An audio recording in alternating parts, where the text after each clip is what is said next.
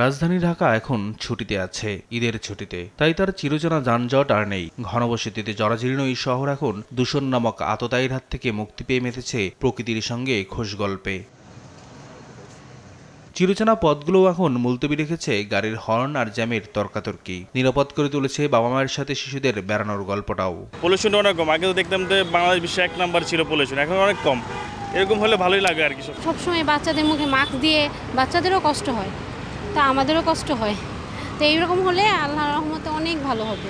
রাস্তা যে বানায় যে কাজগুলো এত দীর্ঘমেয়াদী হয়, এগুলো আরও আসলে মানে স্বল্পমেয়াদী দ্রুত রাস্তার কাজগুলো ঠিক করা উচিত। আমরা এটা আশা করি যে ভবিষ্যতে আমাদের বায়ু দূষণ আরও কমবে এবং এনভায়রনমেন্টের অবস্থা আরও উন্নত হবে এবং আমরা আর একটু খোলামেলা পরিবেশে বা আর একটু উন্নত পরিবেশ, উন্নত ধুলোবালি নাই এরকম পরিবেশে আমরা যেন সবসময় থাকতে পারি, আমরা সেটাই আশা করি আর কি। গবেষণা বলছে ঈদের ছুটির কারণে ২৬ মার্চ থেকে বায়ু দূষণের পরিমাণ কমতে শুরু করেছে। বায়ুমণ্ডলীয় দূষণ অধ্যয়ন কেন্দ্রের ঈদ কেন্দ্রিক গবেষণায় উঠে আসছে ২৬ মার্চ বায়ুমান সূচক ছিল AQI ২০০, আর তা কমতে কমতে গেল ২রা এপ্রিল এসে দাঁড়িয়েছে AQI ১৪৪-এ, যা গেল কয়েক বছর যাবৎ প্রায় প্রতিদিনই বিশ্বে বায়ু দূষণের শীর্ষে থাকা ঢাকায় স্থান করে নেয় ৭ম-এ।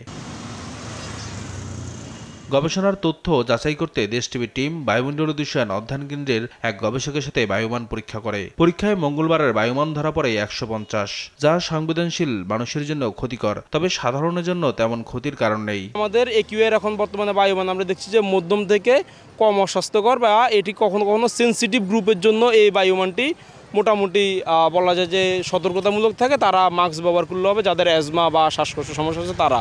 এছাড়া সাধারণ লোকদের জন্য মোটামুটি ভালো বায়ুমান বলা যেতে পারে।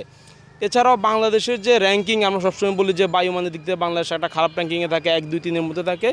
ঈদের সময়টাতে আমরা লক্ষ্য করেছি এবার বাংলাদেশের অবস্থানটা বেশ ভালো, আমরা প্রায় 7-8 র্যাঙ্কিংয়ের দিকে থাকি। এটা যদিও সময়ের সাথে সাথে চেঞ্জ হয়, তবে মনে হচ্ছে যে আগের থেকে ঈদের পরবর্তী বা এই ছুটিটাতে বাংলাদেশের বায়ুমানের বা ঢাকা শহরের বায়ুমানের বেশ ভালো উন্নতি হয়েছে। ঢাকার এই চিত্র পাল্টে যাবে ঈদের ছুটি শেষ হলেই, এমন বাস্তবতায় বিশেষজ্ঞরা বলছেন যানবাহনের সংখ্যা কমিয়ে যৌক্তিক সংখ্যায় নিয়ে আসতে হবে, আর নির্মাণবিধি মেনে করতে হবে নির্মাণ কাজ। যদি আমরা সারা বছর ঢাকাকে দূষণমুক্ত রাখতে চাই, তাহলে এই ঈদের বন্ধের ছুটি থেকে আমাদের কয়েকটি বিষয় শিক্ষা নেওয়ার রয়েছে। যেমন যানবাহনের সংখ্যা কমলে বায়ু দূষণ কমে। এখন আমরা তো একদম যানবাহন শূন্য ঢাকা শহর করতে পারবো না, কিন্তু এটিকে এমন একটি সংখ্যায় যৌক্তিকভাবে নিয়ে আসা যাতে যানজটের অ্যাভয়েড করা যায়, তাহলে বায়ু দূষণ কমবে। সেই সাথে ইটভাটায় ইট পোড়ানো বন্ধ করে ব্লক ইট ব্যবহার করার আহ্বান জানান বিশেষজ্ঞরা। নিয়াজ মোরশেদ, দেশ টিভি, ঢাকা।